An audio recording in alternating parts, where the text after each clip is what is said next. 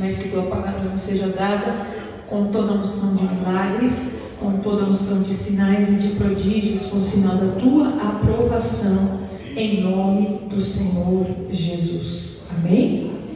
Amém, queridos? Então vamos lá. Êxodo, o capítulo 6, os versos 6 e 7. Eu vou ler todo ele e vou destacar. Hoje a gente só tem tempo para uma das palavras-chave aqui, pois eu vou destacá-la para vocês. Portanto, diz aos filhos de Israel: eu sou o Senhor, e vos tirarei. Fala comigo: vos tirarei. Isso. De debaixo das cargas dos egípcios, e vos livrarei. Diga: vos livrarei da servidão, e vos resgatarei. Isso. Com o braço estendido e com grandes juízos. A última palavrinha que você vai repetir comigo: e eu vos tomarei. Isso, e eu leio o resto: por meu povo, e serei o vosso Deus, e sabereis que eu sou o Senhor vosso Deus, que vos tira debaixo das cargas dos egípcios. Fala comigo assim, ó: vos tirarei, vos livrarei, vos resgatarei e vos tomarei. Aqui, irmãos, nós temos 4 palavras-chave muito importantes para a nossa vida. Eu acredito que hoje só dá tempo de vermos uma delas, mas se Deus permitir, na semana que vem, né, a gente vai estar abrindo a semana do Pentecostes, a gente vai seguir com as demais palavrinhas, tá bom? Então, nós temos aqui o Senhor falando com o povo que estava no Egito. Ele está falando de 4 ações, 4 promessas, né? Eu vos tirarei, vos livrarei, vos resgatarei e vos tomarei. São 4 providências. E eu costumo dizer o seguinte: olha, por que essas 4 providências? Porque são as 4 providências para uma redenção completa. Esse é o nosso tema. Com Deus, a redenção é completa. São 4 ações de Deus para operar redenção nas nossas vidas. Ele fez com o povo lá no Egito, e Ele faz nos dias de hoje aqui com as nossas vidas. Então, essa primeira palavrinha que Deus está dando a eles: eu vos tirarei. É o primeiro ato. Do que o Senhor está dizendo que vai tirar? De debaixo das cargas do Egito. A palavra cargas aqui significa jugo. E quando a gente vai para a etimologia, a raiz dessa palavra, quando a gente vai para o hebraico, nós vamos encontrar a palavra jugo ligada a 2 palavrinhas, né? Salalá e Siló. Essas 2 palavrinhas, queridos, significam cargas. E quando a gente fala em carregar cargas, em pesos, quantas pessoas hoje estão cansadas ou sobrecarregadas? Você encontra com alguém no seu dia a dia que diz isso? Você às vezes se sente cansado, sobrecarregado? Assim estava também aquele povo hebreu. E olha, a gente precisa fazer uma observação: esse cansaço não é apenas físico, ele também é um cansaço espiritual, porque o nível de batalha, o nível de luta, ele vai se acirrando, ele vai aumentando. Quanto mais nós nos aproximamos do final dos tempos, nós conseguimos observar que estamos já no que Jesus chamou de princípio das dores, que é o quê? Uma antessala da grande tribulação. Então, o peso espiritual é diferente. Hoje a gente estava compartilhando com um grupo de pastores numa reunião, e todos falando, né, testificando sobre isso. As igrejas, as pessoas, é algo que não é pontual de uma cidade, de uma localidade. É uma realidade que hoje o mundo está vivendo. Pessoas cansadas, pessoas sobrecarregadas.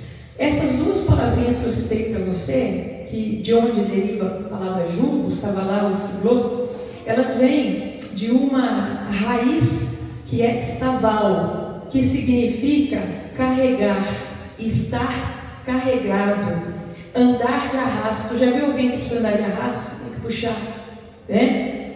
E aqui no caso não é uma uma contrariedade, a pessoa não quer, eu preciso puxar, não, ela está tão sobrecarregada que alguém precisa arrastar, né? Alguém está desgastado, carregando muita carga. Essa era a sensação daquele povo.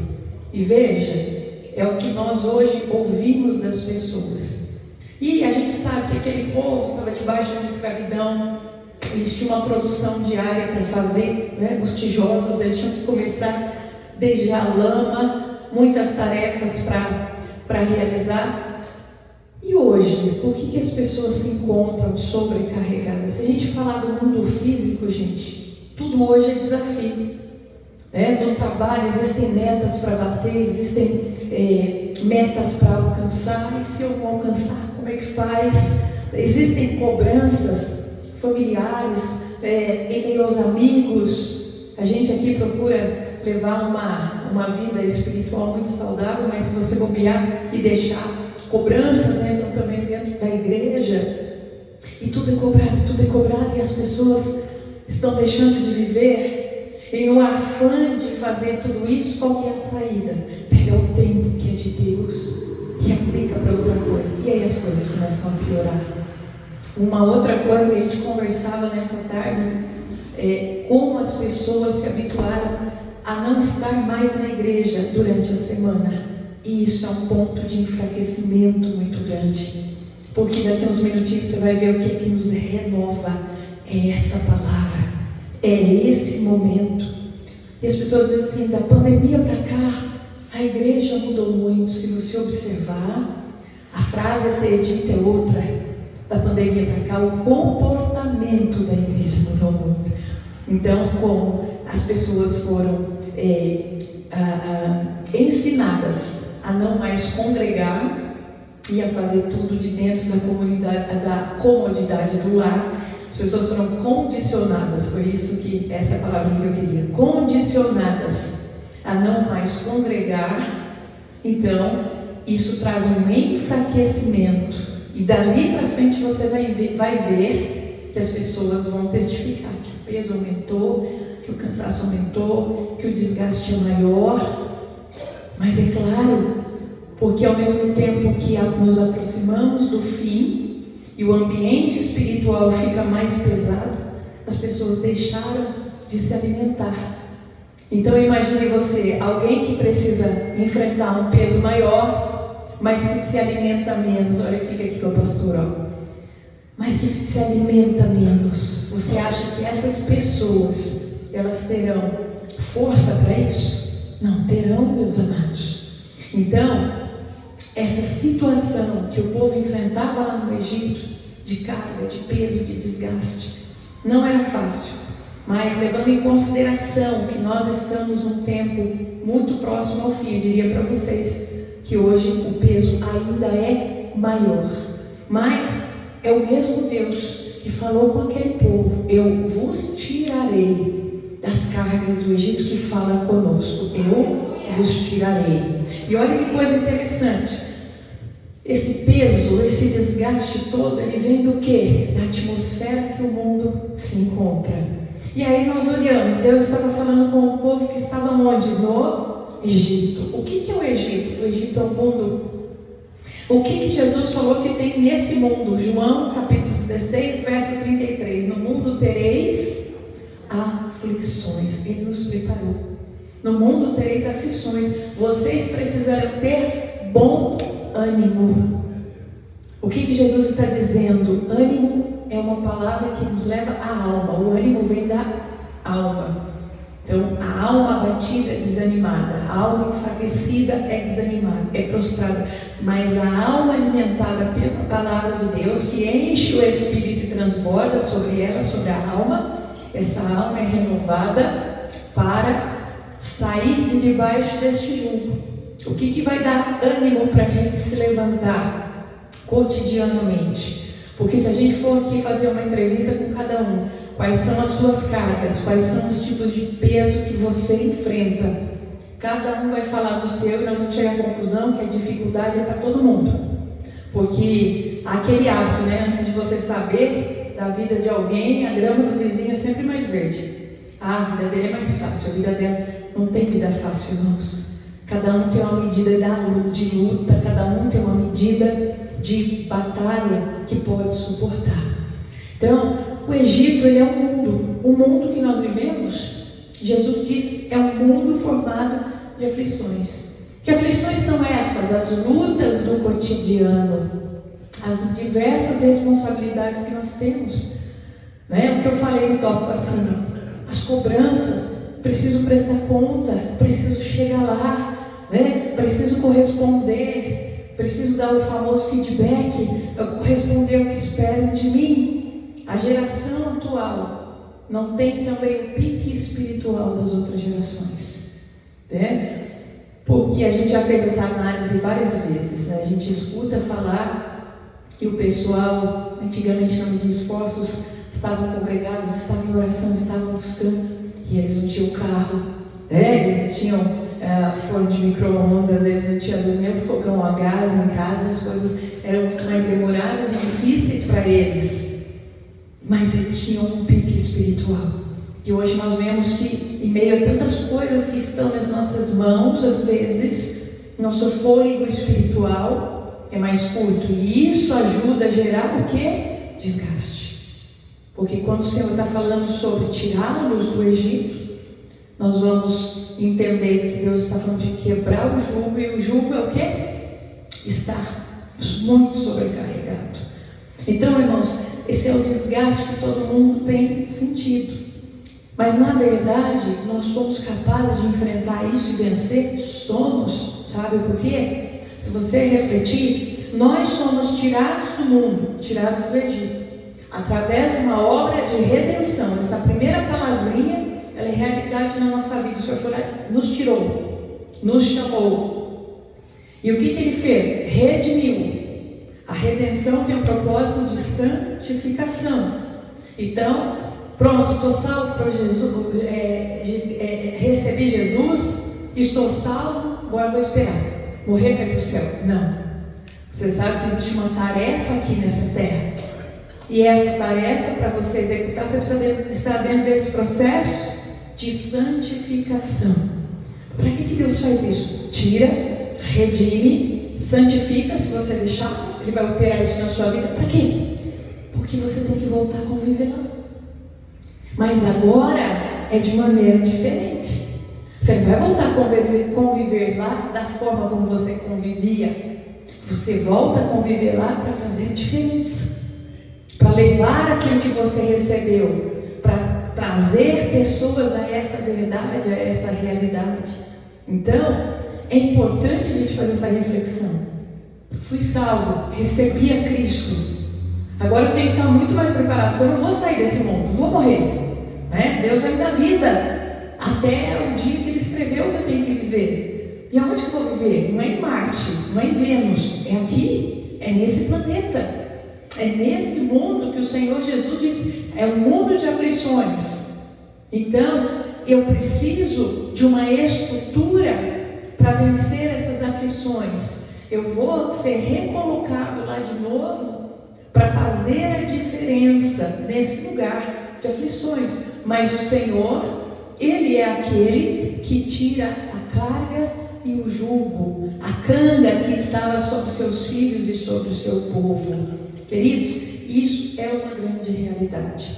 Isaías, no capítulo 40, lá no verso 31, ele vai dizer o seguinte: os que confiam no Senhor renovarão as suas forças, subirão como águia, correrão e não se cansarão, serão renovados. O profeta está falando para aquele tempo, ele está falando para o futuro, ele está falando daqueles que buscam renovar-se no Senhor. O salmista escreveu assim: porque todas as minhas fontes estão em Ti, Senhor. Há uma saída para esse desgaste, há uma saída para esse cansaço, pastor, há uma saída para... meu irmão, e se você tem vivido assim nos últimos tempos, a palavra de Deus vem hoje falar para você. Se você sentir-se assim, clame: Senhor, envia a unção que despedaça o jugo. Isaías escreveu também no capítulo 10, verso 27: que a unção, ela despedaça todo o jugo. É possível viver nesse tempo e não viver sobrecarregado e não viver arrastado, né? Andar de arrasto, como está dizendo a palavra, é completamente possível. Basta conhecer a palavra de Deus e recorrer a esta palavra. Toda vez que você se volta para receber os princípios de Deus e se relacionar com Ele, como está fazendo agora, você é renovado pela palavra de Deus. Jesus disse em Mateus, o capítulo 11, e o verso 28, citei esses dias atrás: vinde a mim todos vós que estáis cansados e oprimidos, e eu vos aliviarei. E aqui nós temos um misto, né? Em Mateus 11, 28, nós temos um misto, tanto de Isaías 40, 31, os que confiam no Senhor renovarão suas forças e subirão como as águias, quanto com Lamentações no capítulo 5 e verso 21. Lamentações 5, 21 também cabe muito bem aqui. Por quê? Porque lá você vai ver o profeta Jeremias orando assim: perdoa-nos, Senhor, e seremos por ti perdoados. Renova os nossos dias como era antigamente. Renovar não é buscar uma coisa nova lá para jogar para frente. Renovar é voltar aos princípios. Renovar é, na verdade, restaurar os princípios. Que princípios são esses? As veredas antigas. Que veredas são essas, pastora? Os dias do Éden, quando o homem ainda não tinha caído, quando o seu relacionamento com Deus era intenso. É exatamente essa oração que Jeremias está fazendo aqui. Renova os nossos dias como antigamente. Ele quer dizer: Senhor, leva-me de novo a viver princípios de Adão antes de cair. Traga isso de novo para mim. E olha, Jeremias, ele está orando num tempo onde o Messias não tinha vindo, onde o Cristo ainda não tinha se revelado. Jesus, ele é chamado segundo Adão. Então hoje a nossa oportunidade de viver isso é muito maior, meus irmãos, se nós estivermos nele, né? Então olha só, o antídoto. Se você não está aqui, você não ia receber o conteúdo dessa palavra. E você ia entender que nesses dias todo mundo está cansado mesmo, todo mundo está desgastado. Não vou para a igreja, não, estou muito cansado, né? Vou me conformar com isso. Isso é uma realidade? Fala comigo, não. Existe um antídoto para isso? Fala comigo, sim. Que antídoto é esse, gente? É tudo isso que eu passei para vocês agora. Eu vos tirarei de debaixo das cargas do Egito. Hoje muitas pessoas não estão despertadas para isso. Elas estão vivendo debaixo das cargas do Egito. Não aguento, estou cansado, vivo cansado, durmo cansado, acordo cansado, não tenho ânimo nem para orar do jeitinho que o inimigo gosta. Bem, é ali sobrecarregado com as aflições do Egito, do mundo.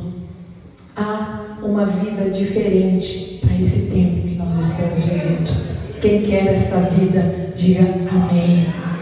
Queridos, quando nós nos colocamos aqui, nesse momento em que nós estamos sendo ministrados, o que está acontecendo conosco? A palavra de Deus, ela vem para nos renovar, fazer subir como a águia. A palavra de Deus, ela vem para nos trazer aquela atmosfera do Éden, trazer a atmosfera do Éden para a nossa vida. Por isso, eu vou concluir dizendo para você que Mateus 11, 28 é um misto desses dois versículos, porque aqui Jesus está dizendo: vem o cansado, vem o oprimido, e ele vai dizer: aprenda de mim, tome o meu jugo, né? Primeiro ele diz: tome o meu jugo que é leve, e aí ele revela o que é esse jugo. Aprenda de mim. Toda vez que você se relaciona com Deus, que você é ministrado pela palavra de Deus, fardos pesados são tirados e jugo leve é colocado sobre a sua vida. Que jugo é esse? É a palavra, é aprender do Senhor. Então eu quero profetizar nessa noite que o Senhor está tirando toda a carga do Egito, toda a aflição do mundo, toda a cobrança, tudo aquilo que tem sobrecarregado a sua vida. E na semana que vem, se Deus permitir, nós vamos para a segunda palavrinha, que é eu vos livrarei. A primeira tomarei, a segunda vos livrarei. Sabe por quê? Só dar uma palhinha para você. Livrar, do hebraico, vem da palavra hatzal. Está ligada a tissalar. Sabe o que significa? Isso significa ser livre, livrar, ser livre para prosperar, para crescer. Então, olha que lição legal. Deus, primeiro, Ele nos tira da escravidão do Egito. Ele nos tira a carga dos ombros. Depois, Ele nos liberta. As 4 palavrinhas da obra de redenção: tirarei, livrarei, resgatarei e por fim vos tomarei. Acompanhe comigo essa sequência que é fantástica. Você já gostou de receber hoje as outras vão crescendo, amém? Agora eu vou finalizar o vídeo aqui desejando a bênção para quem está nos acompanhando pelo vídeo, e vou convidar você, porque nós vamos orar aqui à frente, quebrando essas cargas, essas aflições. Pode glorificar a Deus aplaudindo. Você pode trazer para